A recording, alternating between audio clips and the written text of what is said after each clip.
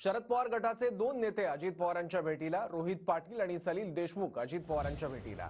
मतदारसंघातील कामांसाठी अजित पवारांच्या भेटीला आल्याचं रोहित पाटील यांनी सांगितलंय. रोहित पाटील आणि सलील देशमुख अजित पवार यांची भेट घेण्यासाठी दाखल झाले.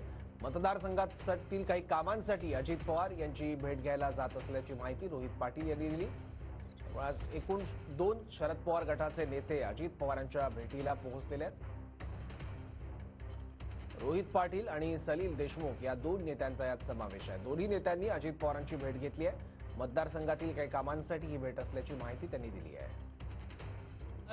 काय विषय नाही, पत्र द्यायला आलेलं. काल मी विधिमंडळामध्ये दादांना मतदारसंघातल्या कामाच्या संदर्भात पत्र द्यायचा प्रयत्न केला.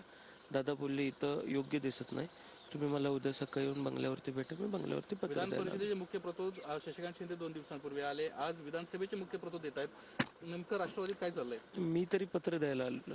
कुठल्या विषयाचं पत्र द्यायला आले? माझ्या मतदारसंघामध्ये ऊर्जा विभागासाठी मला नवीन डीपी हवेत. ते 100 डीपीच्या मागण्यासाठी मी दादांकडे आलेलो.